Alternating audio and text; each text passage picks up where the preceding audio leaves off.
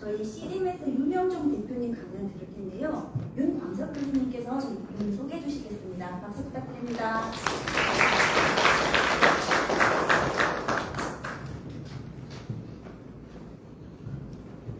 네, 안녕하세요. 윤광석입니다. 제가 소개를 맡았는데 지금 저 프로필을 따로 받은 게 없어서 그냥 대표님 모시고 말씀을 드리겠습니다. 우리 윤명종 대표님은 연세대학교 졸업하시고 신학과 졸업하시는데 박사학부 경영학 박사를 하셔서 그동안 창업도 여러 번 하셨고 그리고 지금은 또 창업하시는 그런 회사 보육하고 컨설팅 해주는 그런 회사 대표로 계십니다. 박수로 맞이해서 좋은 말씀 듣도록 하겠습니다.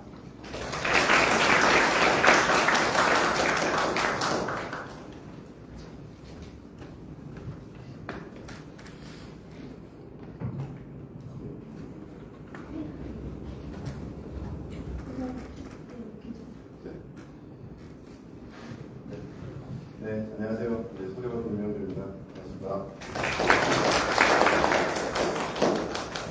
네, 제가 작년에 그 부영대 반도체 특성화 사업단 우리 학생들 대상으로 그 창업 특강을 한번 했었습니다. 그때 제가 이제 제작했던 자료인데 뭐 사실은 똑같은 내용이라서 같은 전공생들이시고 또 작년에 했던 분들은 이제 3, 4학년이랑 대학원생들 대상으로 했는데 여기는 이제 학부생들만 계시는 걸로 알고 있어서 제가 간단하게 인트로 형태로 제가 말씀을 드리겠습니다. 인공지능 시대에 사실은 저희가 이제 세상이 너무 빠르게 변하고 있습니다. 그런데 중요한 것은 우리의 라이프 사이클 자체는 똑같다는 거예요. 그러니까 100년 전에 살던 분들이나 지금 사는 사람들이나 앞으로 100년 뒤에 태어나실 분들이 그냥 1년마다 나이 한 살 먹고 나이가 들어감에 따라서 생애 주기가 바뀌는 이런 구조가 사실 쉽게 변하지는 않습니다. 그렇기 때문에 저희는 라이프 사이클에 따른 전략을 수립해야 될 필요성이 있죠. 그러니까 우리의 삶은 1년 1년마다 변해가는데 세상은 그 속도를 변해가고 있다라고 하는 게 일단은 중요한 이슈라고 좀 보여집니다. 저는 그래서 좀 공대분들이 뭐 옛날에 롤플레이 게임 같은 거 하셨던 거를 좀 생각을 해서 내가 그 캐릭터를 어떻게 설계할 것이냐. 그러니까 오늘도 뭐 설계 얘기들이 조금 나오긴 했는데 내 인생, 내 캐릭터를 어떻게 설계해야 될지에 대해서 고민을 좀 해보셔야 되지 않을까 생각을 했습니다. 그래서 저는 이제 전사가 될 것이냐, 아니면 성주가 될 것이냐. 그래서 이제 전사의 길은 이제 강력한 원툴 스킬로 이제 취업해서 대기업이나 좋은 데 들어가셔가지고 취업해서 고연봉자가 되는 길을 전사의 길로 설정을 해봤고요. 성주의 길은 조금 처음에는 캐릭터가 약간 다양한 캐릭터, 약간 잡캐 비슷하게 다양한 캐릭터지만 나만의 어떤 바운더리를 설정을 해서 이걸 내 생태계 자체를 만들어서 나중에 이제 나만의 영역을 딱 갖고 가는 창업가의 길을 성주로 이렇게 표시를 해봤습니다. 그래서 이제 캐릭터를 설정하다 보면은 이제 전직 과정이 필요하잖아요. 여러분들이 이제 고등학교를 졸업하고 반도체나 전자공학이나 물리나 이런 쪽으로 전공을 해서 나는 이제 반도체 쪽으로 좀 파고들겠다. 이게 1차 전직이라고 생각하거든요. 근데 여러분들이 이제 2차 전직이 앞으로 다가오지 않습니까? 석사 과정을 어디로 갈 거냐? 내가 2차 전직을 어떻게 할 거냐? 그리고 2차 전직을 하기에 앞서서 내가 이 학부 시절에 나만의 고유한 아이템은 사실은 일종의 경험치거든요. 나만의 경험치를 어떻게 확보할 것이냐가 사실 되게 중요하다고 봅니다. 그래서 나만의 경험치를 어떻게 확보할 것이냐 이게 굉장히 중요하고요. 근데 이제 정보가 없으면 사실은 다양한 옵션을 선택할 수가 없죠. 그러니까 아마 여러분들은 졸업하면은 대학원에 가거나 아니면 학부 졸업하고도 취업이 거의 보장되는 일이기 때문에 이 창업이라고 하는 부분에 대해서 거의 염두에 안 두셨을 것 같아요. 궁금해서 그러는데 혹시 나는 창업에 대해서 조금이라도 고민을 해봤다. 혹시 손 들어볼 수 있어요? 네. 없죠. 거의 없으시니까 여기 손을 이렇게 들으시. 네. 어쨌든 그래서 아마 제가 봤을 때는 우리나라가 학부생 창업에 대해서 별로 격려하지 않고 창업 교육은 남의 일처럼 여겨지는 경우가 많이 있습니다. 그런데 저는 여러분들이 약간 행운이라고 생각하는 게 뭐냐면 학부 때 창업에 대해서 한번 들었던 사람과 전혀 듣지 않고 그냥 진학하는 분들과는 저는 확실한 차이가 있다고 생각합니다. 그래서 오늘 이 한 시간 조금 넘는 이 시간이 사실은 여러분들의 어떤 학부 시절을 풍성하게 할 수 있는 하나의 옵션을 더 장착할 수 있는 계기가 되리라고 생각을 합니다.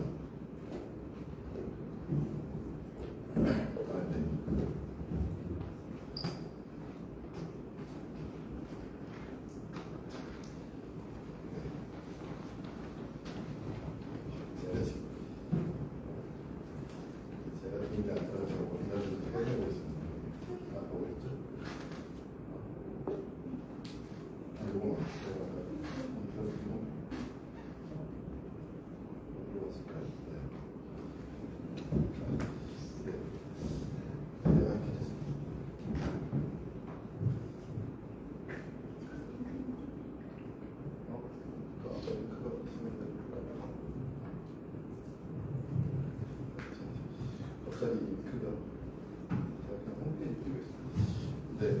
요거는 저희 그 회사 홈페이지입니다. 저는 CDMS라고 하는 회사를 2024년도 6월에 창업을 해서 지금 한 20개 정도 스타트업을 창업을 해서 얼라이언스 구조로 만들고 있습니다. CDMS는 초기 기업들을 위한 맞춤형 개발 및 경영관리 서비스를 제공하는 회사입니다. 기존의 이제 창업 생태계에서 창업하시고 코칭이나 컨설팅 형태로 옆에서 이렇게 응원하거나 조언하는 방식의 창업 교육이 지금도 주류로 형성하고 있다면 저는 직접 창업 기업의 지분을 참여를 해서 현물 투자를 합니다. 그래서 창업을 할 때 저희가 갖고 있는 오피스에 사업자 등록도 되게 하고 제가 이제 경영관리 전반적인 것을 실무적으로 참여를 해줍니다. 그래서 회사 운영이나 법인 운영, 재무회계 이런 거 몰라도 제가 실제로 실무를 해주기 때문에 이제 기술만 갖고 있으면 아이디어만 있으면 누구든지 법인을 만들어서 사업자가 될 수 있는 그런 길을 열어준 것이 CDMS형 창업의 구조고요. 그래서 제가 이제 참여한 회사들에 대한 다양한 회사들이 이렇게 있는데 지금 한 20개 정도 네트워크 기업들을 형성하고 있습니다. 현재 제가 이번에 포트폴리오 추가되는 기업들은 바이오 회사도 있고 인공지능 회사도 있고 제조업 회사도 있고 무역 회사도 있고 다양한 이제 회사들을 가지고 있고요. 그래서 제가 요거를 지금 강의하다가 했는데 결국은 이제 우리가 나의 캐릭터를 이렇게 성장을 시킬 때 뭐가 중요하냐? 나의 이 캐릭터 성장의 아이템들이 있잖아요. 아까 이제 발표하셨을 때도 반도체 분야가 너무나도 폭넓고 엄청난 아이템들이 있지 않습니까? 그 중에서 내가 이제 픽한 아이템이 나의 어떤 이게 진짜 무기가 될 수 있는지, 아니면 이 아이템이랑 나랑 안 맞으면 다른 아이템을 선정해야 되는데 어떤 아이템을 선정해야 될지 굉장히 중요하죠. 그래서 이제 여러분들은 주로 이제 공격형 아이템, 나는 어떤 기술을 가지고 이 기술로 승부를 걸게. 그러면 이제 이 기술 가지고 내가 먹고 살아야 되는 게 이제 앞으로 공격부라고 볼 수 있는데 이 방어부에 대한 개념이 사실은 적으세요. 왜냐면은 나는 앞으로 나갈 것만 생각을 하고 있지 내가 나이가 들어가면서 내 생애 주기가 변한다는 생각을 잘 못해요. 그러니까 사실은 20대가 머무는 게 아니라 쭉 흘러가지 않습니까? 그래서 여러분들이 30대가 되는 순간에 만약에 학부생처럼 사고를 하면 안 되잖아요. 그리고 30대 중반이 금방 온단 말이죠. 한 10년 뒤면 여러분들이 30대 중반이 될 수 있는데 나는 그때 어떤 길을 가야 할까가 아마 고민이 되실 거예요. 왜냐면은 대기업에 취직을 해도 30대 중반에서 40대로 넘어갈 때 나의 커리어를 이 회사에서 내가 묻을 거냐, 아니면은 다른 해외로 나갈 거냐, 창업을 할 거냐, 뭐 어떻게 할 거냐를 고민해야 되거든요. 이제 그리고 이게 석사 과정이나 박사 과정으로 들어갈수록 더 좁아지죠. 왜냐하면 이 공격 무기가 더 예리해지는 반면에 이 분야에서 성공을 못하면 딴 분야에 쓸 데가 없는 거예요, 이 무기가. 그래서 범용 장비가 없는 거가 사실 문제입니다. 그래서 저는 꼭 학부생 때 준비해야 될 게 왜 학부가 중요하냐면 학부 때는 교양도 배우잖아요. 인문학도 배우고. 그게 왜냐하면 일종의 이 방어구를 만들어주는 겁니다. 그래서 내가 이쪽 강력한 무기가 무너졌을 때 다른 걸 찾아봐야 되잖아요. 근데 이 방어구가 없으면 그때 멘탈이 터져가지고 굉장히 힘들어지는 상황이 나타난다는 거예요. 그래서 이 방어구 중에 하나가 옵션입니다. 내가 어떤 옵션들을 만들 것이냐, 그 중에 하나가 저는 창업이라고 생각하는 거죠. 아, 내가 취업만으로 위해 달려갔는데 어떤 분들은 조직 문화가 안 맞는 분들이 있어요. 그리고 9 to 6, 그리고 가봤더니 9 to 6가 아니라 8 to 10 막 이런 식으로 그냥 회사에다 올인해가지고 막 몰빵하는 이런 것들이 잘 맞고 인정받는 경우도 있지만, 나는 너무 이 조직 생활이 힘들다는 분들도 있을 거거든요. 그러면 나는 여태까지 이거와 조직 생활을 위해서 내 커리어를 디벨로프 했는데 실제로 가보니까 안 맞는데 멘탈은 터지겠고 갈 데는 없고, 이런 경우가 한 20% 정도가 나올 수 있다고 봅니다. 근데 그거는 내가 모르죠. 왜냐면 그 환경에 안 들어가봤고, 내가 그 환경에 들어갔는데 좋은 분들을 만나면 좋은데 이상한 사람을 만날 수도 있잖아요. 그러니까 이제 이런 리스크들이 있다는 거죠. 그때 필요한 게 방어구. 그 다음에 저는 이제 이 리더십이 필요하다. 그래서 내가 사실은 사회를 혼자 살아가는 게 아니고 내 주변에 나와 함께 나를 도와줄 수 있는 사람이 있느냐 없느냐 대단히 중요하거든요. 그래서 이제 이 지도력을 키울 수 있는 가장 좋은 방법은 창업이죠. 네, 팀을 한번 합을 맞춰보는 경우. 저는 이게 되게 중요하다고 생각을 합니다. 그래서 전투훈련도 필요하고 전략 수립도 필요하고 마지막에는 용기와 결단도 필요하다. 이게 이제 어떻게 보면은 이제 왜 내가 캐릭터를 선정을 할 때 어떤 캐릭터로 나를 설계해야 되느냐의 문제예요. 저는 이제 다양한 창업 기업들을 운영을 하면서 저희 창업 포트폴리오 내에는 대표자들의 나이가 30대에서부터 60대까지 포진되어 있습니다. 그래서 저는 이제 사실 20대 창업이 사실 별로 없는데 20대 창업에 대해서 오늘은 하나의 가능성들을 좀 열어보는 그런 시간을 갖도록 하겠고요. 제가 이제 사실은 이 반도체 전공하시는 분들에 대해서 저는 반도체가 전공은 아니기 때문에 이제 제가 특강을 준비하면서 별도의 이 좌표를 아시겠지만 노트북 LM이라고 하는 프로그램을 통해서 엄청나게 많은 데이터를 넣어봤어요. 그러니까 반도체 관련된 거 막 조사해서 인공지능이랑 같이 협업을 해서 한 데이터를 엄청나게 집어넣어가지고 만들어줘 했더니 얘가 이렇게 만들어준 겁니다. 제가 이제 관심이 있었던 분야는 뭐냐면 반도체 산업의 창업이 과연 가능할까? 그리고 여러분들이 가는 이 반도체 엔지니어의 길이잖아요. 대부분 엔지니어의 수명이 이 인공지능 시대 때 과연 얼마나 될까가 사실 고민이었어요. 왜냐하면 제가 사실 아까 중반에 발표하셨던 분들 6, 7, 8, 9, 10번 발표자는 제가 사진을 찍어가지고 스캔을 해가지고 바로 그 제미나이에 태워봤거든요. 그래서 제가 사업 아이템을 좀 뽑아줘 했더니 진짜 딱 1분 만에 바로 분석해서 어떤 방식으로 창업하면 좋겠다를 얘가 사실 설명을 해줬어요. 제가 지금 로그인이 안 돼가지고 못 보여드리는 게 좀 안타까운데 나중에 그래서 정말 놀랐다. 그러니까 저는 사실 반도체 장표 내용을 저는 하나도 이해를 못 하겠어요. 저는 전공생이 아니니까 모르겠지만 인공지능은 그냥 이 장표 한 장을 보고 이게 어떤 기술로 응용할 수 있어서 현재 어떤 회사에 제안을 해서 어떻게 가면은 창업이 가능하겠다는 거를 딱 7번에 뽑아주더라고요. 이런 시대에 우리가 엔지니어로 살아간다는 게 정말 어마무시한 시대라고 하는 거죠. 그래서 뭐 루틴 엔지니어의 몰락과 자본가로 살아남기 위한 생존 로드맵이라고 하는 약간 조금 자극적인 내용으로 작조가 되어 있는데 지금 이제 그 생애 주기를 처음부터 좀 생각해봐야 된다고 저는 말씀을 드렸습니다. 나는 도대체 내가 지금 그러니까 제가 좀 고민스러운 거 있어요. 여러분들 학부 때 지금 포스터 발표를 해가지고 내일 또 발표를 하시는 것 같은데, 자, 이 기술이 내가 졸업할 때까지 유효할까? 아니면 이 기술은 나만 갖고 있는 기술일까? 아니면 딴 사람들이 얼마든지 이걸 갖다 진입할 수 있을까? 그리고 내가 이 지금 현재 인공지능 발달 속도를 봤을 때 내가 갖고 있는 이 지식 가지고 과연 5년 뒤나 10년 뒤에 워킹할 수 있을 만한 경쟁력을 가질 수 있을까가 사실은 관건이죠.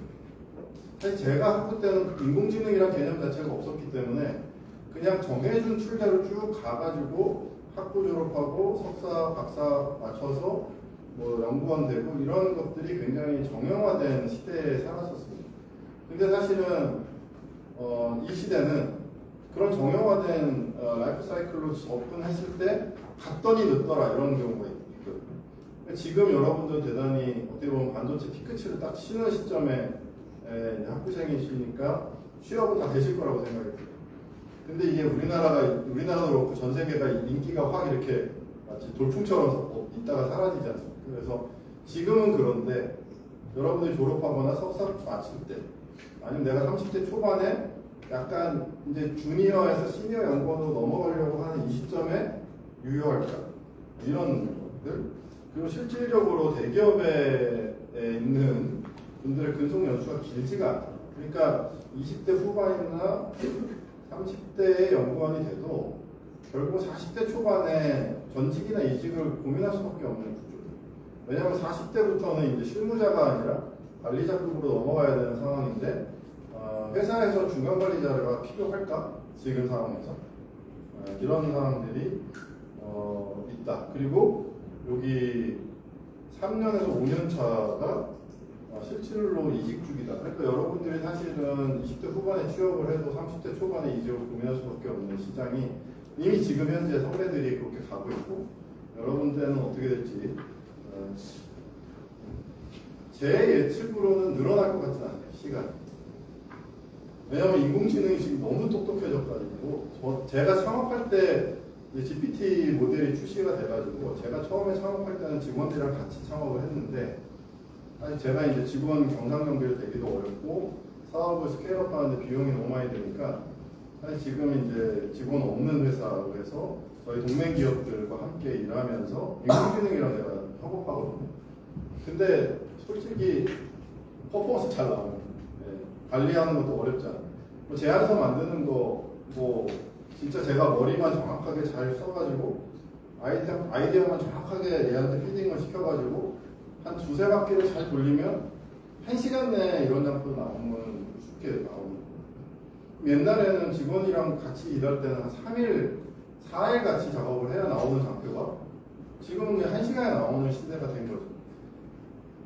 그렇기 때문에 제가 봤을 때는 이제는 이 인공지능이라고 하는 상술, 인공지능의 변수가 아니라 상술이기 때문에 이 인공지능의 상술을 어떻게 활용해서 우리가 나의 라이프 사이클을 기획을 해나가니까. 그래서 이제 게임 잘하시는 분들은 캐릭터를 선정을 할 때 테크트리를 타는 거 있지 않습니까? 어떤 테크트리와 경험치를 축적을 해서 가야 될지를 고민하는 것이 중요하다. 그래서 제가 봤을 때는 뭐 이건 제가 사실은 알아서 했다기보다도 제가 이런 고민들을 하고 있어서 이렇게 설명을 해달라고 하니까 얘가 뽑아준 내용이긴 합니다만은 적어도 이쪽 부분은 AI가 대체를 하겠구나. 그러면 적어도 학부생 엔지니어들, 학부생 취업자들은 이쪽이 될 가능성이 많은데 이쪽은 경쟁력이 많이 없어질 가능성이 많습니다. 지금 그리고 이제 현대차나 기아차나 뭐 다른 데 반도체 라인에서도 인공지능과 로보틱스, 그래서 피지컬 AI 쪽으로 해가지고 아예 생산 라인에서는 사람을 다 빼겠다는 게 지금 대기업의 입장이잖아요. 왜냐면 노조가 너무 세고 인건비나 관리비 수수료가 너무 많이 되기 때문에 경영적인 입장에서는 사람을 채용하는 것보다 기계 설비와 자동화로 가는 게 훨씬 더 좋은데 아예 정밀 공정에서까지 이제 그렇게 다 아예 초기 세팅을 그렇게 해놓으면 아주 고도의 R&D 파트에 있는 인력과 소수의 관리 인력 외에는 사실 사람이 필요 없거든요. 그러니까 기업은 어마무시한 마진을 내는데 솔직히 이제 그게 근로자나 취업 시장에 돌아가는 것들은 적어요. 그렇기 때문에 이제 뭐 기본소득 얘기가 나오고 다양한 이야기가 나올 수밖에 없는 게 거의 승자독식 구조가 구축된 이 자본주의 생태계 속에서 내가 개인으로 뭔가 이 시스템의 일부로 들어가서 내가 내 시간을 노동으로 바꾸는 게 근로소득자잖아요. 내가 달에 월급 받는 거. 그러니까 주당 40시간 일하고 40시간 일하는 거에 대한 대가를 받는 거. 이러한 노동시장 구조가 점점 유효해지지 않는다는 거예요. 그러니까 제가 왜냐면 그리고 지금은 또 어떤 게 있냐면 글로벌 소싱이 있지 않습니까? 그러니까 여러분들이 대졸초임으로 가면은 연봉 4,500에서 5,000을 받을 수가 있는데 사실 똑같이 소싱해가지고 베트남에 있는 공대생들한테 소싱하면 연봉 1,200에서 쇼부가 다 나와버리는 구조가 나오지 않습니까? 그렇다고 그 친구들이 엄청나게 실력이 떨어지는 게 아니란 말이죠. 그러니까 이게 사실은 글로벌 소싱 시대가 되기 때문에 사실은 우리가 이제 점점 선진국에 사는 청년 인력의 미래가 사실은 무거워지는 거죠. 왜냐면 내 몸값이 나도 모르게 너무 무거워졌고 내가 내 몸값을 무겁게 하려고 하는 게 아닌데 대한민국에 있다 보면 무거워지고 그런 이슈들이 있다. 그래서 하이브리드 아키텍트에 있는 분들이 살아남는데 요거는 뭘까? 그리고 이제 목표가 연봉 1억 정도 되면은 대한민국 상위 10% 안에 드는 굉장히 고연봉자 그룹입니다. 사실은 연봉 1억이 굉장히 쉬울 것 같지만 이쪽 분야는 연봉 1억이 좀 눈에 잡히는 분야고요. 인문학 쪽으로 가면은요 연봉 1억을 받을 수가 없어요. 지금 뭐 연봉 1억을 문과 출신들이 받는다? 어디서 받지? 변호사? 변호사도 요새 5천에서 시작하면 잘하는 거예요. 5천 못 받아요. 초임. 그러니까 문과에 탑 해가지고 변호사 돼도 연봉 1억까지 올라가기 진짜 어렵거든요. 근데 연봉 1억이면 엄청난 금액이지 않습니까? 이게 이렇게 나오는데. 근데 실수령을 해보면요. 요것 떼고, 요것 떼고, 요것 떼니까 실수령이 한 660 정도 나와요. 연봉 1억을 하면. 660은, 와, 어마무시하네. 근데 이거 모아가지고 강남에 집 살 수 있나요? 전세자금 마련할 수 있나요? 쉽지 않아요. 그러니까 대한민국에서 연봉 1억을 가지고 부부가 외벌이로 내가 결혼해서 아이를 둘을 키웠다. 그럼 600이 어디로 사지? 진짜 월급을 통장을 스쳐갑니다. 600이 이렇게 통장을 스쳐가요. 맞벌이에서 연봉 1억 5천을 채워도 저축여력이 생각보다 없다는 부부들이 생각이 많습니다. 분당이나 강남에 있는 뭐 네이버 다니는 뭐 부부들이라든지 실제로 보면 진짜 어렵고요. 그리고 육아에 대한 비용이 너무 많이 올라가가지고 내가 이 부인이 맞벌이를 했어요. 그런데 아이를 낳았어요. 그럼 아이한테 돈이 200~300이 들어가. 그러니까 내 연봉의 거의 한 반 이상이 아이 육아비로 들어가니까 맞벌이에는 만만치 않아요. 그러니까 이제 결혼이 쉽지 않은 시대가 되는데 대부분 이렇게 고연봉제로 취업하면 결혼을 하시더라고요. 자신감이 있기 때문에 하는데 그러니까 문제는 뭐냐면 내가 1억 연봉자가 돼도 중산층 이상을 넘어가기는 어려운 거예요. 구조적으로. 그리고 아까 그런 문제가 있잖아요. 그러니까 요 구간. 그러니까 내가 딱 결혼해가지고 아이가 초등학교 들어갈 때쯤 되면 내 나이가 30대 중후반 정도가 되는데 빨리 잘하면 그때 이직 문제가 생기거나 전직 문제가 생기는데 여기서 삐끗하면 인생이 복잡해지는 거예요. 여러분들은 아무것도 지금 없는 상태에서 시작을 하기 때문에 뭐 먼 이야기 같지만 하다 보면 금방 30대고 30대 중반 되고 그러거든요. 그래서 이제 이런 것들이 근데 기획이 안 되잖아요. 나는 지금 이 다른 생각을 할 여유가 없잖아요. 엄청 바쁘고 과제 천행이 바쁘고 연구 논문해야 되고 뭐 이것저것 바빠 죽겠는데 내 인생에 있어서 방어구를 준비하고 다른 옵션을 준비한다. 사실 대단히 어려운 시절이죠. 그래서 이 시간에 한번 잘 생각해 보는 거예요. 이렇게 될 수 있겠구나. 그러면 나는 어떻게 준비를 해야 할까? 이거를 한편에다가 생각을 하는 사람과 아무 생각 없는, 아예 그쪽 개념이 없는 사람과는요, 같은 위기가 봉착했을 때 전혀 다른 액션을 할 수밖에 없어요. 그리고 창업이라고 하는 게 뭐 말이 쉽지 갑자기 됩니까? 그러니까 내가 충분히 준비를 해서 한쪽으로 이쪽으로 아이템을 착실하게 모아놓은 사람이 나중에 창업을 해도 잘할 수 있어요. 근데 이 아이템을 모아놓지 않고 갑자기 하려고 그러면은 당황하게 되고 패착을 주게 되고 그러다 보면은 인생이 평범해질 수밖에 없는 구조가 될 수 있다. 그래서 아까 제가 모두에 말씀드렸던 게 전사형으로 갈 거냐 성주형으로 갈 거냐라고 말씀드렸죠. 성주형은 약간 잡채 비슷해가지고 이것저것 또 해보고 다양한 분야도 좀 성립해야 되는 그런 이슈가 좀 있는데 전사형이 처음에 빨라 보여요. 그리고 안정화돼 보이고 많은 분들이 이렇게 좀 격려해주잖아요. 대기업 우리 아들이 우리 딸이 대기업 취직했어. 연봉도 뭐 동기들에 비해서 압도적으로 높을 수 있어요. 거의 1,000만 원 이상 차이가 나버리면 압도적인 차이가 나거든요. 근데 사실 까놓고 써보면 내가 월급 100만 원 더 받는 게 라이프 스타일에서 그렇게 뭐 엄청나게 이게 큰 차이가 없어. 예. 뭐 그러다가 기분 내가지고 차라도 뽑으면 바로 다 까이는 돈이야. 월급, 할부 다 까이는. 그러니까 이게 뭐 해외여행 갔다 오면 다 까이는 돈이에요. 그러니까 생각보다 내가 연봉이 뭐 4,500, 5,000 됐다고 해서 저축 여력이 많지도 않아요. 그렇다고 내가 100만 원씩 저축한다고 해서 갑자기 부자가 되지도 않아요. 이런 시대잖아요. 그러니까 중요한 것은 시간이 넘어가는 이 구조를 이해하는 분과 이해하지 않고 그냥 살아갔던 분의 차이들이 반드시 있다. 근데 이쪽으로 가는 분들이 많지가 않아요. 많지가 않고 창업을 거의 고민을 안 하기 때문에 이런 세계가 있는지도 모르는 분들이 많았다는 게 사실 문제입니다. 그러나 저는 반드시 이쪽 그룹에 기회가 있다. 뭐가 있냐면 대한민국이나 에서 점프를 해서 판교에 내 집을 마련할 수 있는 그런 기회를 잡는 사람들이 있어요. 저희 회사는 지금 판교 테크노밸리에 있거든요. 제2테크노밸리에 있는데 판교는 신흥부자들이 많은 동네죠. 왜냐하면 창업을 해서 투자를 받아서 순식간에 뭐 몇십억대 자산가가 돼서 스타트업을 운영하는. 근데 이분들이 승부처는 대부분 5년에서 10년 사이에 승부처가 다 걸렸던.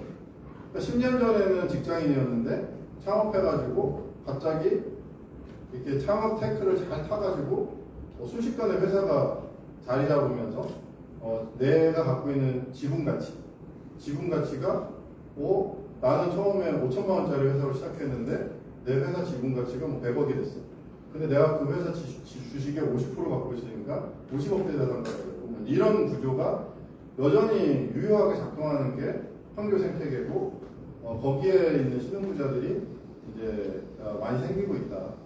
그래서 판교는 두 가지죠. 네이버나 그런 카카오나 이런 데에 있는 고연봉자들이 살고 있는 동네이면서 이런 창업해가지고 스케일업에 성공한 사람들이 살고 있는 동네죠. 네. 그래서 결국은 자본주의 생태계에서는요 두 가지로 승부가 갈립니다. 하나는 사람이고 하나는 지분입니다. 결국은 우리는 내 자신의 실력이 되게 중요하다고 생각을 하잖아요. 내 자신의 실력이 어떤 실력이어야 하냐면 내가 갖고 있는 기술에 대한 이해도 굉장히 중요하지만 나를 구성하고 있는 내 주변에 있는 사람들, 나와 함께 일을 할 수 있는 사람들의 실력과 그리고 내가 실제로 지분을 갖고 있는 그러한 회사가 있는 이런 것들이 굉장히 중요하다고 볼 수가 있습니다. 그래서 저는 누구나 취업을 해서 한번 기업 조직 생활을 경험해서 월급을 모아보는 경험을 하는 것도 대단히 중요한데 거기가 평생 직장이 아니기 때문에 평생 직장이라고 하는 개념이 없어졌잖아요. 그렇기 때문에 그러면 나는 어떤 길로 가야 될지를 고민하는 게 중요하겠다라고 생각이 듭니다. 우리나라 반도체 생태계들을 조금 리서치를 해봐서 만들어 보니까 결국은 우리는 이쪽에 많이 보잖아요. 뭐 삼성전자, 뭐 하이닉스. 근데 이 앞단에 팹리스 쪽에 있는 쪽에 수요들이 있더라고요.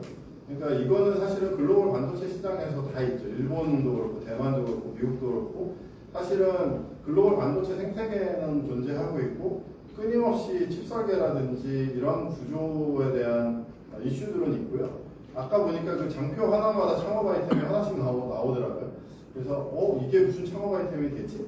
라고 하는데 결국은 우리가 대기업 만들 게 아니고 그냥 이런 큰 회사, 큰 중소기업의 일부 분야를 내가 아웃소싱을 받아서 요거는 내가 연구개발을 할게요. 같이 하십시다 라고 하면 그게 아이템이 되는 거예요. 그래서 아까 뭐 그 음성 보이스에서 뭐 노이즈를 제거해서 하는 뭐 그것도 있었는데 제가 이제 그건 제가 금방 알아듣겠더라고요. 이게 아무래도 실생활에 좀 응용되는 거다 보니까 이런 것도 기존에 있는 이 서비스를 공급하는 회사랑 협업을 맺어서 요걸 내가 특허를 만들고 어떻게 해가지고 회사를 만들어서 이쪽이랑 같이 협업해서 창업적으로 태우면 아이템이 되겠다라고 분석을 해줘요. 그러니까 이거 제 분석이 아니죠. 인공지능이 같이 분석해준 거니까. 근데 저는 뭘 해줄 수 있냐면 그걸 할 수 있도록 법인을 만들고 그리고 기술력을 이 회사가 이런 기술로 해서 이렇게 사업화할 수 있다고 하는 IR이라고 하거든요. 그래서 회사를 소개하는 자료, 인베스터스 릴레이션십이라고 해서 그런 IR 자료를 만들고 그리고 정부 과제 제안해서 제안서를 만들어서 우리가 이 투자를 받게 하고 뭐 이런 것들이 제가 할 수 있는 영역입니다. 근데 이제 이런 부분들은 안 해봤으니까 모르잖아요. 근데 이제 제가 생각하는 창업 생태계는 이런 일들을 해서 같이 창업을 성공시킬 수 있는 거를 함께 하는 거. 그게 저희 모델이고요. 얼마든지 이런 것들이 가능할 수가 있다. 그래서 결국은 이제 대기업과 스타트업은 결국 경쟁 구조가 아니라 내가 대기업에서 어쩔 수 없이 내부에서 할 수 없는 일들을 외주화하는 과정 속에서 이제 그 생태계가 조성이 될 때 언제든지 새로운 기술과 새로운 인력에 대한 수요들은 있습니다. 그러니까 저는 이런 거죠.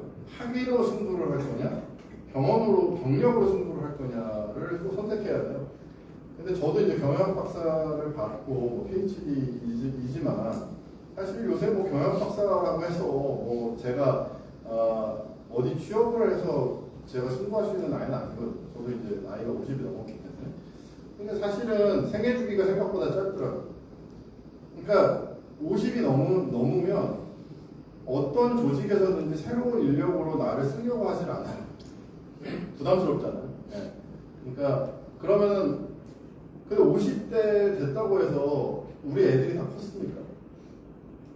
제 주변의 동기들 보면은 10대 막 중학생, 고등학생들이야. 아이들이.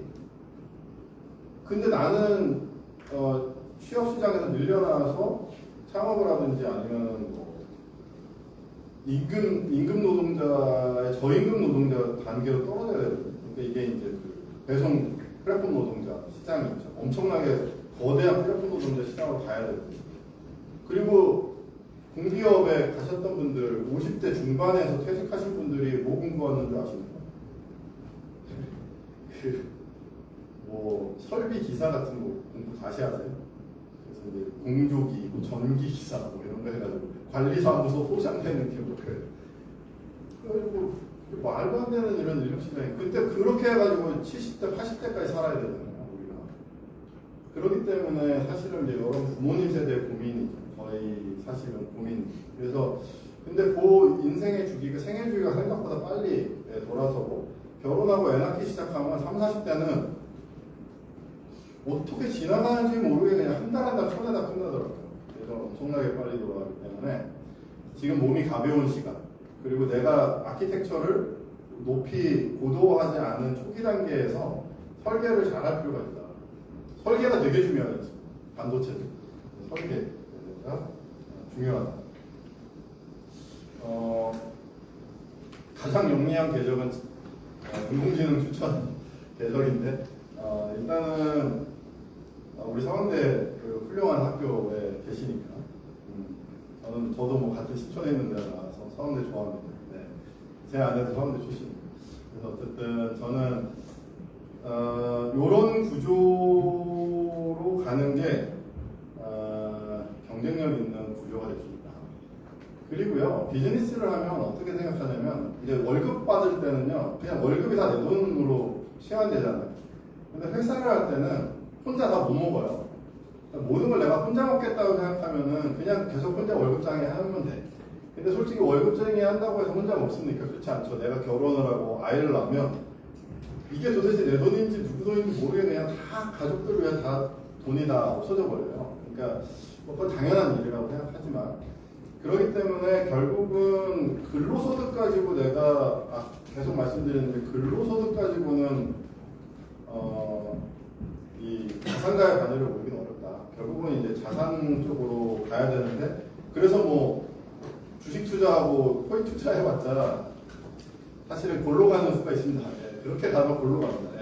그래서 주식 투자, 코인 투자를 하지 말고 정부에서 공인한 지금 대한민국 정부가 뭘 원하고 있습니까? 창업 국가를 만들겠다고 하고 있고 창업 시장에 돈이 있어요. 그리고 특별히 이런 인공지능이나 반도체나 이런 쪽에 전공생들이 창업을 하겠다고 했을 때 우리나라 이 창업 생태계에서는요 돈을 쌓아놓고 기다리고 있어요.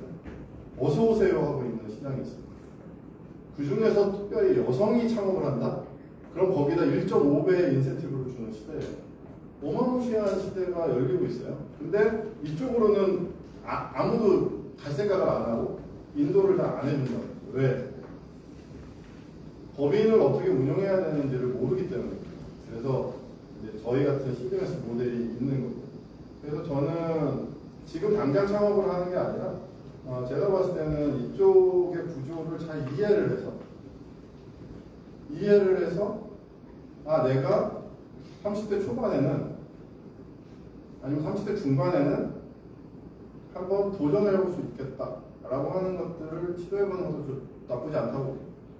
그리고 저는 이제 한 가지 또 여기서 도전적인 말씀을 드리면은 뭐가 있냐면 학부 창업에 대해서 우리나라는 이렇게 얘기를 하죠. 아니 도대체 20대 초중반이 뭘 알겠어. 기술을 알아. 경험이 있어. 네트워크 있어. 우리나라 같이 나이 많은 중첩된 나이 많은 사람들이 많은 시대에 20대가 할 수 있는 게 뭐야? 그리고 얘네들이 끝까지 창업 끌고 갈 수 있어? 다 의심한단 말이에요. 왜? 뭐 중간에 결혼하면 깨지는 거 아니야? 뭐 군대 가면 깨지는 거 아니야? 좋은 직장 가면 깨지는 거 아니야? 그러니까 이런 식의 창업을 거의 리스크가 많다고 생각하기 때문에 20대 창업, 학부 창업은 아예 옵션이 없는 경우가 제가 보면은 그 수많은 창업 교육센터에 가도 그러는데요. 그리고 실패할 확률이 90% 이상입니다. 99%가 실패하니까 어차피 학부 창업 의미 없어 라고 하는 경우가 많아요. 그렇죠. 학부 창업은 기업 입장에서 이 창업한 회사가 잘 될 거고 성공해서 상장할 확률은 1% 미만입니다. 의미가 없어요. 그런데 창업한 사람 입장에서 어떨까요? 그 경험, 내가 회사를 한번 만들어서 실제로 한 1년 정도, 2년 정도 팀을 짜서 운영해봤던 그 경험은 이거 돈 주고 살 수 있나요? 없나요? 없어요. 그리고 이거 하나도 돈 많이 드나요? 왜? 그냥 아이디어 가지고 계속 옵션 돌리면서 나는 공부해가면서 한쪽에서 하면 되는데 뭐. 그래가지고 잘 돼서 정부 자금도 받아서 운영해보다가 도저히 아닌 것 같네요. 그러면은 넘겨도 되고 폐업해도 되고 뭐 그렇다고 내 돈 없어지는 것도 아니고. 근데 중요한 건 뭔지 아십니까?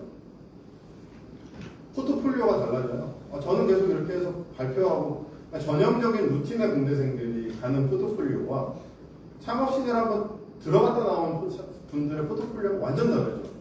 그 포트폴리오가 다른 게 아니에요. 실제로 해보면 전혀 다른 세상을 보거든요. 저 같은 사람도 만나서 같이 교류할 수 있어요. 왜냐면 이쪽은 넓으니까. 그러니까 다른 세상을 경험하고 취업을 해서 그 길을 걸어간 사람과 그냥 나는 이 길만 있는 줄 알고 계속 원웨이로 가는 경험은 완전히 다른 결과가 나와요. 바로 하는 것이죠. 뭐 졸업하시면은 하이닉스에 취업이 바로 되시는 분들도 있다고 들었습니다. 그러니까 사실은 제가 봤을 때는 20대 중반에서 후반에서는 앞서간다는 느낌을 확실하게 받을 수 있다. 여러분들의 지금 포지셔닝이. 근데 20대 중반에, 삶이 20대 중반에만 있는 게 아니라 20대 후반에만 있는 게 아니라 30대 중반에도 내가 스케일업을 해서 앞서갈 수 있을까? 그리고 낯나긴다는 애들이 미국에서 뭐 석사를 해가지고 뭐 박사를 해가지고 탑티어 쪽으로 팍팍 넘어오는 그 30대 중반에 고인력 경쟁 속에서 내가 국내에서 석사 출신 연구원으로 이렇게 구조를 짜가지고 어디까지 승부할 수 있을까? 이런 걸 한번 고민해 보셔야 돼요. 그래서 안정된 기반이라고 하는 구조는 그냥 건강한 건 안정된 삶을 살아갈 수 있어요. 뭐 그냥 알바만 해서 먹고 사는 시대니까 대한민국은. 근데 중요한 것은 내가 생각하는 어떤 그 탑티어급의 뭔가의 목표를 가지고 간다라고 했을 때는 좀 폭넓고 유연한 사고가 필요할 수 있겠다. 이거는 제가 모르는 얘기입니다. 이거 분석을 해줬어요. 이런 식으로 창업하면 어때? 우리 서강대 전공생들은 이런 식으로 한번 창업을 해보세요. 라고 인공지능이 추천해줬어요. 이게 유효합니까?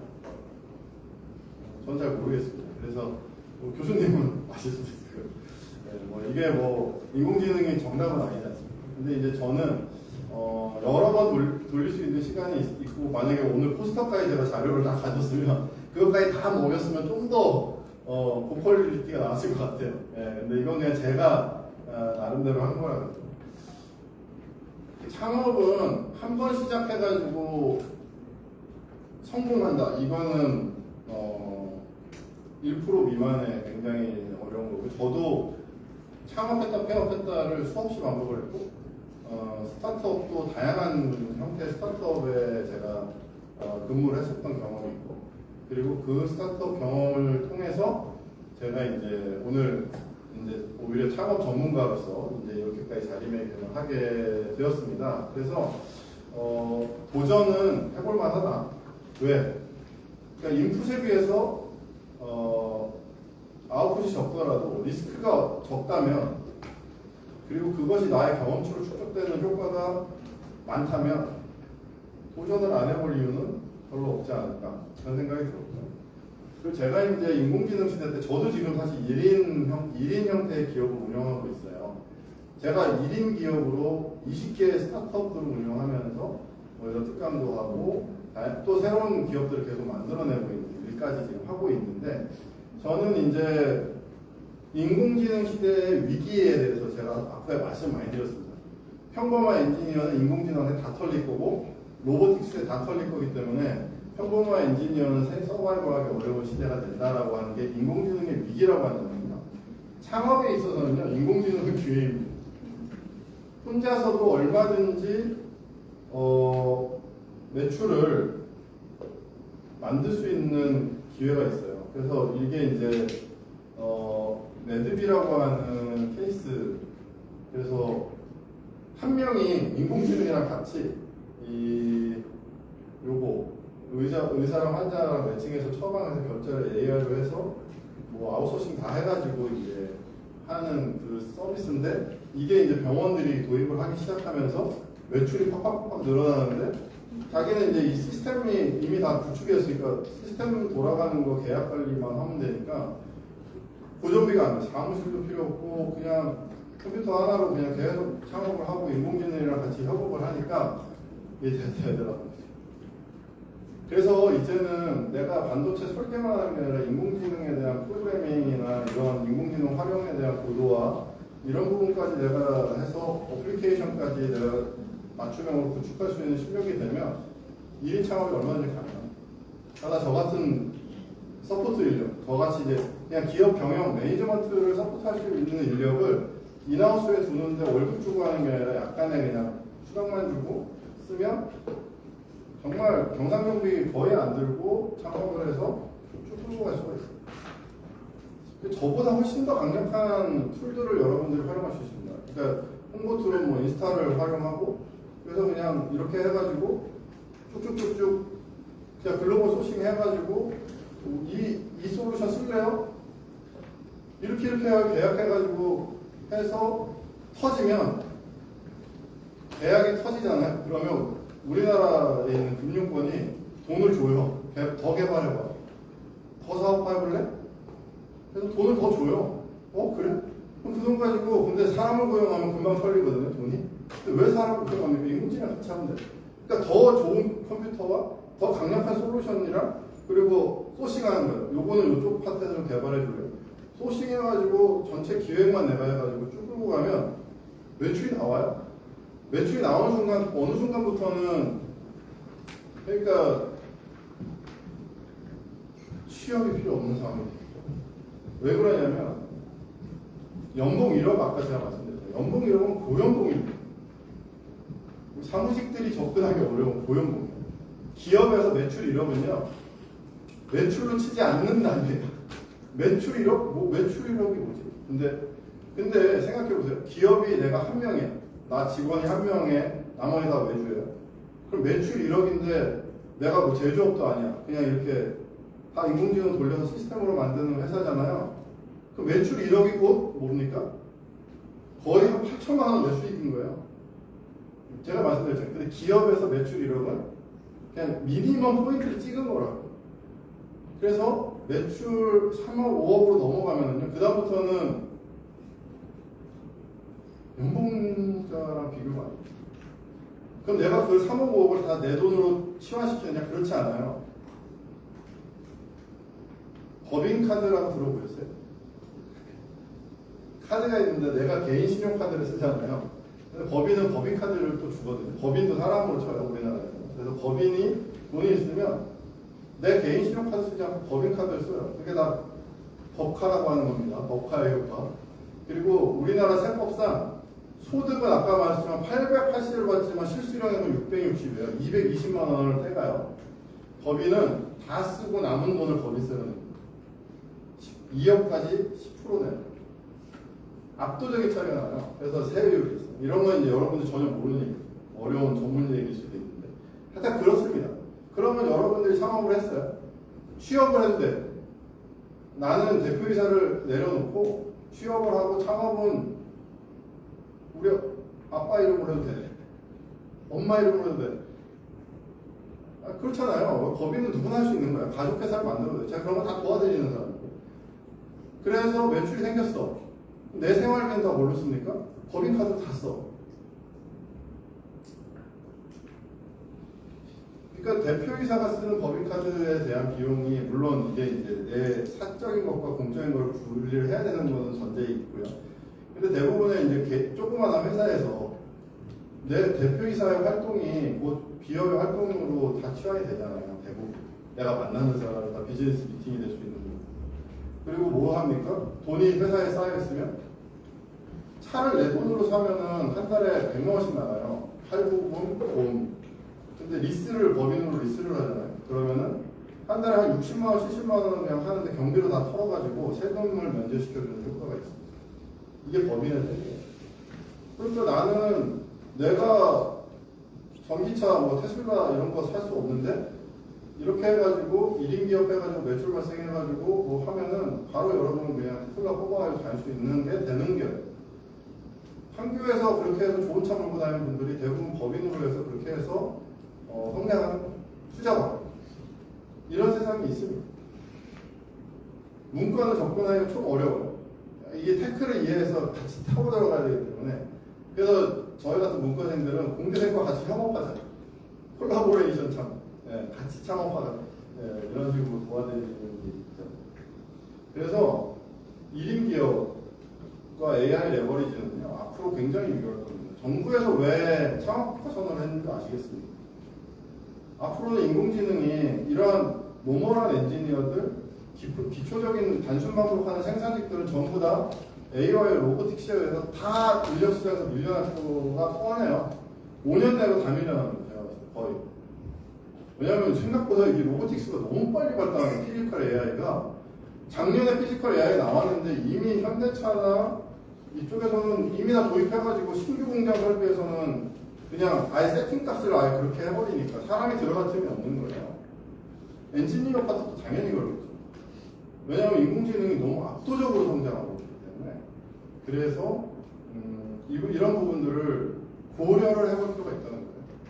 안 되면 시범적으로 살짝 돌려보셔가지고 창업경진대에 한번 넣어보세요. 그래가지고 덜컥 되면 엄마 됐네? 그래가지고 7천만 원 줘요. 예비 창업자 그 예창패라고 하거든요. 예비 창업 패키지 하면 7천만 원 개발비 줘요. 그 다음에 초기 창업 패키지 하면 1억 5천 원 줘요. 개발비로. 뭐 어마무시한 지원금들이 있다. 그래서 결국은 우리가 AI 결국은 마지막에는 상상력이거든요. 그 문제를 폭넓게 봐서 빈자리를 팍 찔러 들어갈 수 있는 통찰력입니다. 남들이 다 아는 거 인공지능한테 넣으면 5분 만에 나오는 솔루션으로서는 내가 사실은 경쟁력 있는 인력이 되기는 어렵다고 저는 보거든요. 근데 중요한 건 뭐냐면 내가 세상 돌아가는 거 보고 전 세계 시장 돌아가는 거 보고 그러면 나는 어떻게 솔루션을 파고들 수 있느냐에 대한 아이템을 선정해가지고 이거를 실행할 수 있는 실행력이 있지 않습니까? 실행력이 핵심이에요. 저도 이제 인공지능 시대에 계속적으로 고민하고 있는 게 뭐냐면 인공지능한테 한번 돌리면 금방 나오는 걸 갖다가 그걸 안 돌리고 딴 거 보고 있는 거예요. 맨날 유튜브 보고 있고 페이스북 보고 있고 이런 것들이 더 많아요. 근데 사실은 정말 잘 쓰면 어마무시한 내용들이 나올 수가 있다.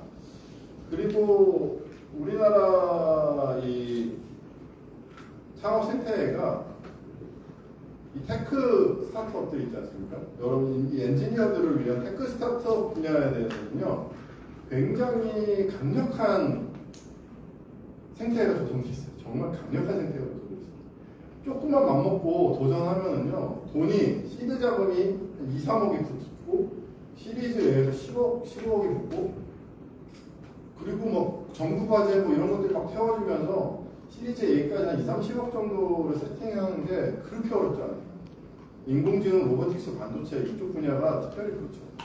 그래서 저는 모든 사람들이 다 이런 창업을 할 수는 없거든요. 왜냐면 엔지니어 기반이 아닌 창업은 좀 어려워요. 진짜 어렵거든요. 뭐 로컬 창업이라든지 이런 건 되게 어렵습니다. 3천만 원 구하기도 어려워요.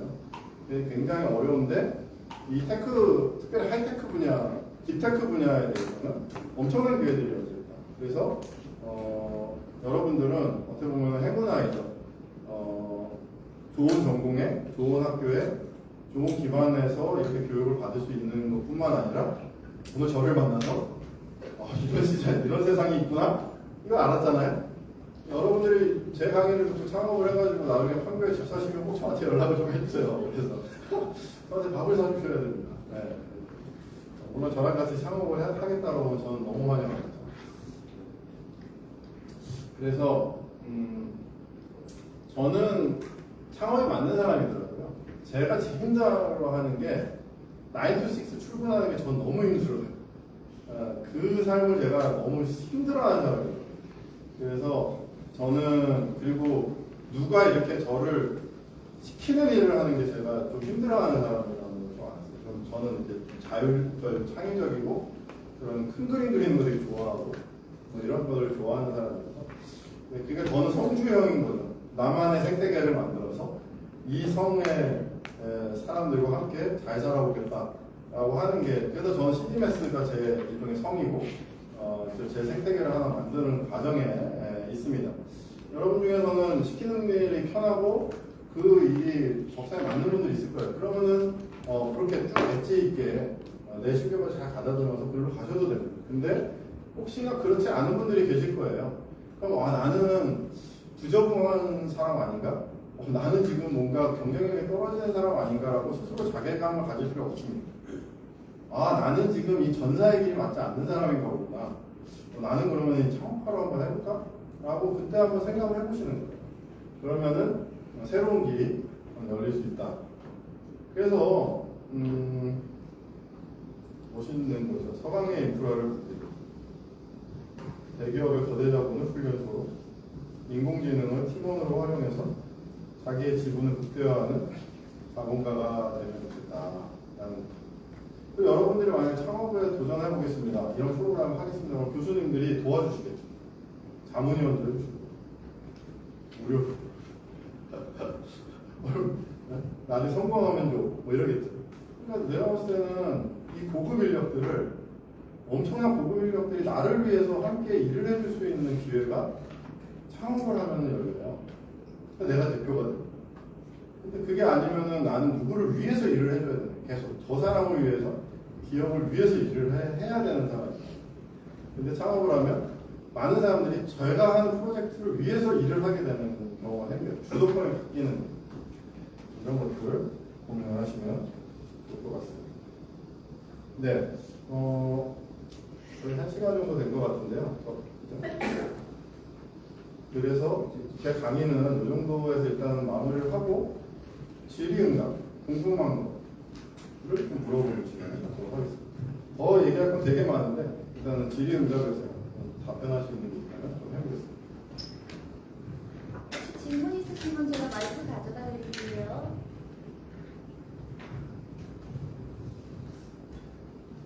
너무 완벽하셨나 봅니다. 질문이 없어요. 네.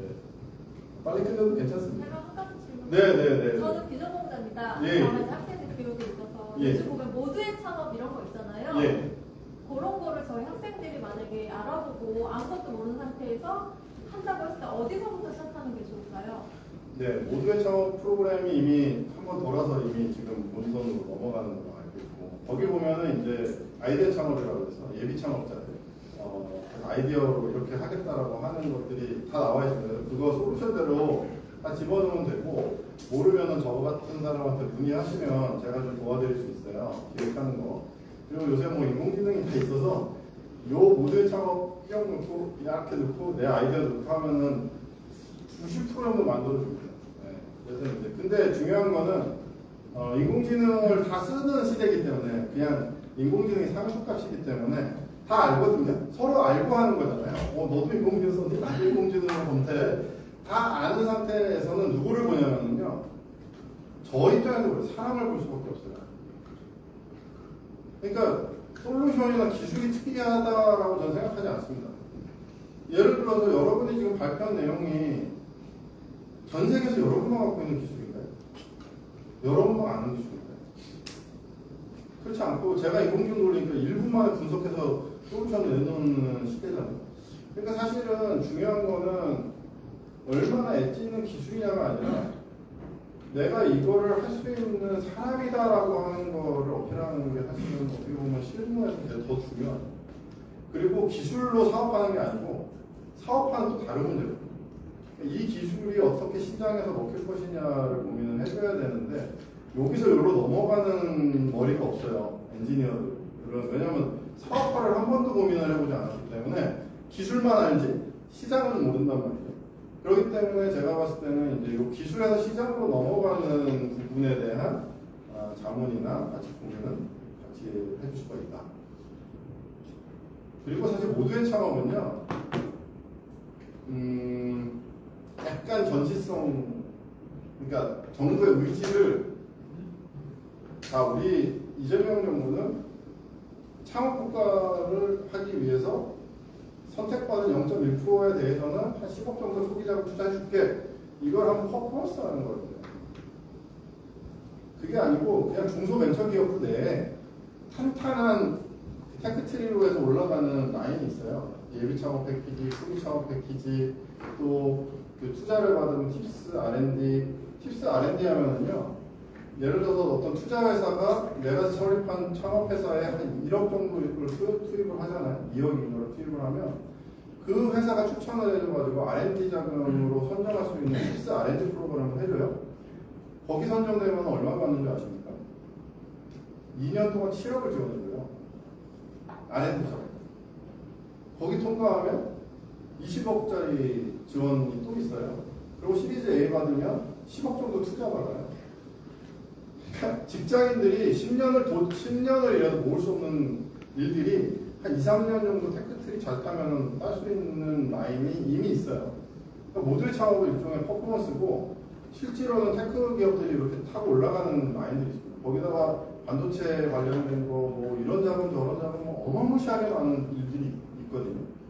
그래서 이 라인으로 타면 높은 확률로 될 가능성이 많습니다. 왜냐면 제가 팁스 R&D에 선정된 기업들을 몇 개 알아요, 스타트업들을. 근데 여기에서 말한 기술이랑은 솔직히 말씀드리면 제가 딱 보면 이해할 수 있는 정도의 딥테크가 모테크고 굉장히 낮은 형태의 기업으로 그냥 제3세계에서 쓸 수 있는 이런 기술로도 팁스를 받더라고요. 그러니까 지금 제가 말씀드린 뭐 듣도 보도 못한 막 어마무시한 장표들 여러분들이 그냥 툭툭툭 얘기하는 것들은요, 심사위원들이 모두 다들 와 뭐지? 이런 일들도 되게 많아요, 사실은. 그러니까 나는 너무 평범한 것 같아. 내 주변에서 여러분 동료들끼리 비교하면 되게 평범하죠. 근데 전체 창업 생태계에서 보면요, 거의 제가 봐서 5%이네요. 어마무시한 인력이거든요. 그래서 이쪽에서 이 창업 시장으로 일고 나오면 높은 확률로 성공할 수 있다고. 물론 뭐 실패할 수 있어요. 공개 경쟁이니까. 그렇지만 또 취업도 이력서 수십 개, 수백 개 되는 시장인 세월인데 도전해 보십니다.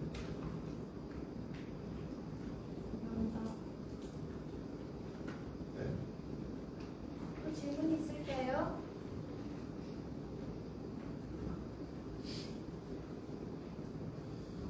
어,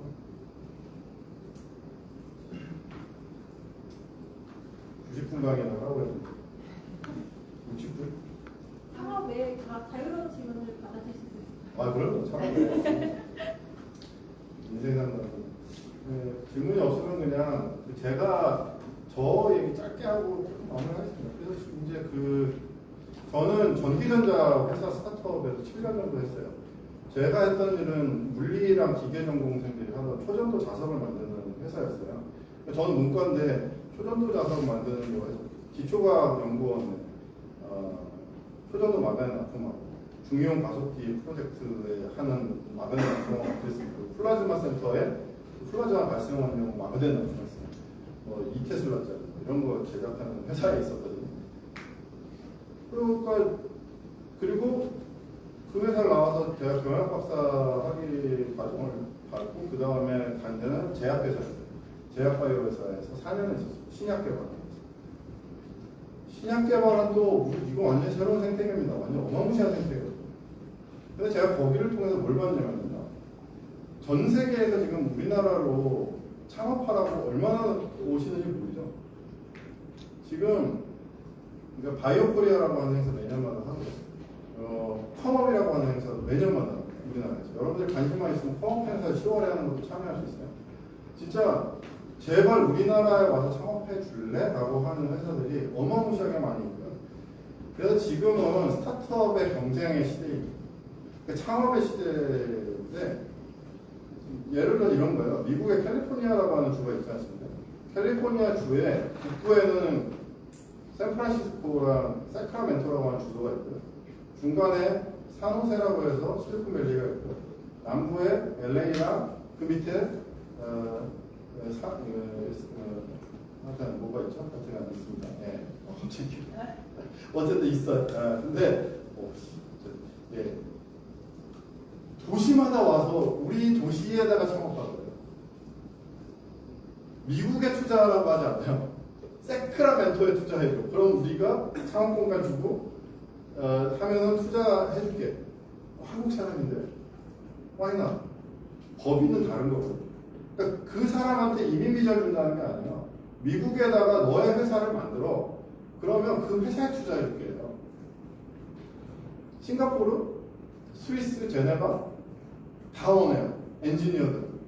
그러니까 여러분들이 내 몸값이 되게 나는 뭐 우리나라에서만 쓰임받을 수 있는 사람인가 이렇게 생각할 수 있지만 그렇지 않습니다. 맘먹고 여러분들이 이쪽 분야로 해가지고 내가 글로벌 창업하겠다라고 해서 선진 시장을 딱 두드리잖아요. 그러면 엄청난 러브콜들을 옛날 가능성들을 볼 수 있어요. 진짜? 너 우리나라에 와서 창업할래? 우리나라에 법인 세워. 여기서 회사해. 그러면 창업자금 대줄게. 이런 회사들이 너무너무 많습니다. 전 세계적으로 많습니다.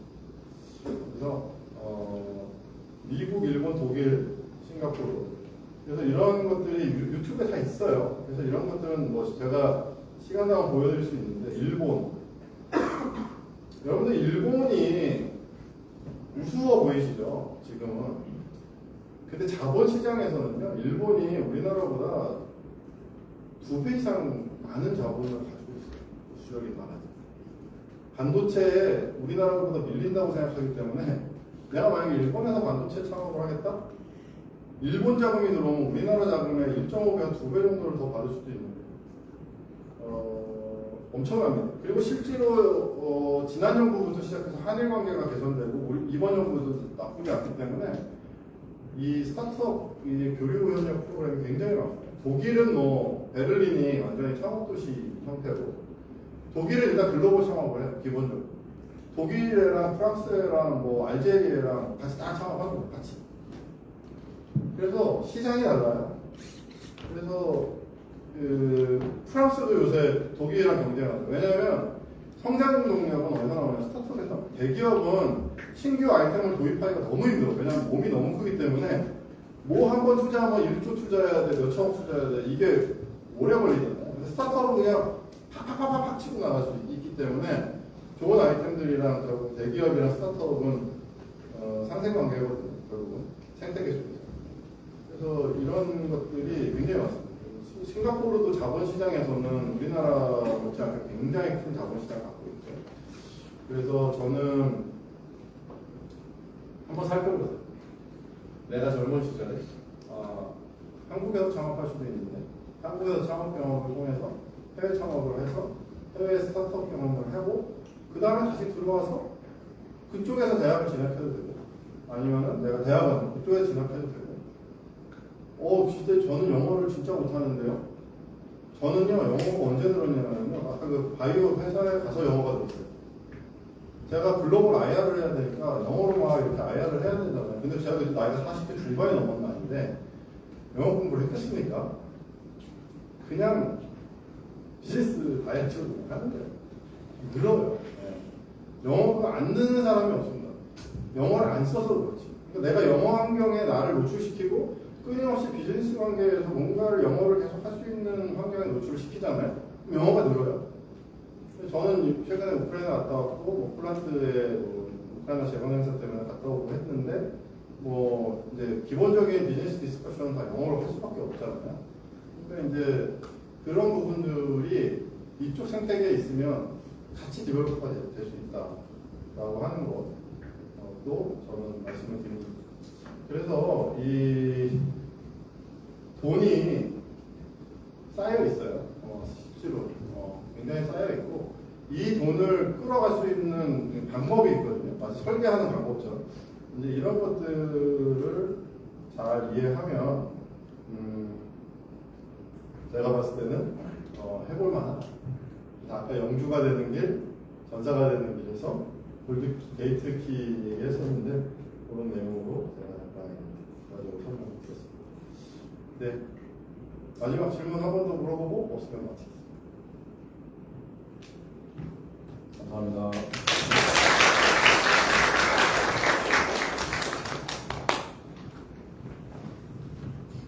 좋은 말씀 감사합니다. 저도 저희 최종 코스가 여기 계셔서 이런 말씀이 안 되지만 저도 굉장히 마음이 두근두근하고 좀 상황에 대한 생각을 좀 부모가 있습니다.